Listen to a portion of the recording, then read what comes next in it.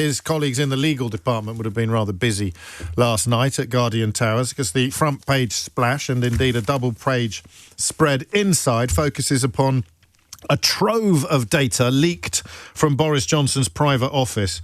And what have you discovered, Henry? What's in it? Good afternoon, James. So we've reported a number of stories, and they cover both shining more light on Johnson's time as Prime Minister. So we reveal a secret meeting he had with Peter Thiel, the billionaire who founded the data firm Palantir, which was later given a role managing NHS data. We reveal, again, while he was in Number 10, him hosting a dinner for a Conservative peer, Lord Brownlow, who financed the refurbishment of his Downing Street flat. And that dinner, it appears, took place a day after the second national lockdown came into force. And so in breach, probably, or certainly possibly, of lockdown rules. Definitely raises questions about that as a possibility. And then a number of stories which now look at what Johnson has got up to since he left Downing Street a little more than 3 years ago. So there were reports last March in a number of papers about a trip that Johnson took to Caracas to meet with the Venezuelan president there, and he denied being paid for that meeting. He told a ethics watchdog he was not paid for that meeting. We've seen information that suggests he was paid more than 240,000. He was paid £240,000 after meeting with Maduro, contrary to what he said. And then we also have reported a story concerning lobbying he made, lobbying approaches he made, and indeed successfully with talking with a senior Saudi official he had met while in office, and he was asking the Saudi official if he would share a pitch with Mohammed bin Salman for a firm that Johnson co-chairs.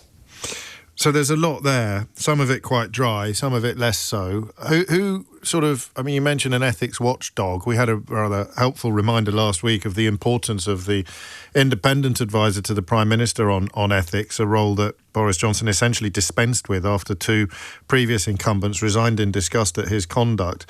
Does anybody adjudicate on matters like this? So for the period of 2 years after Johnson left Downing Street, he was supposed to approach something called the Advisory Committee on Business Appointments, a fairly dry-sounding Whitehall watchdog, which was chaired at the time by Conservative peer Eric Pickles.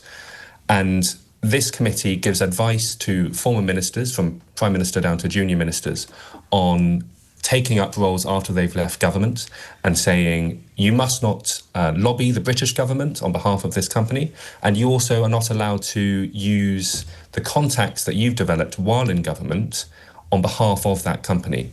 And so some of the stories we reported appear that he has used contacts he's developed while in government. So the meeting with the Venezuelan President Maduro in Caracas that he was later paid £240,000 for after, he was paid that from a hedge fund manager who also attended the meeting. Now, Johnson told this ethics watchdog when he put in an application to work with them, with the hedge fund, that he'd had no meetings with the hedge fund manager at all. But we found that he'd actually entertained him at Chequers just over a week before he left office. I think they could have bumped into each other and the money fell into his pocket, Henry.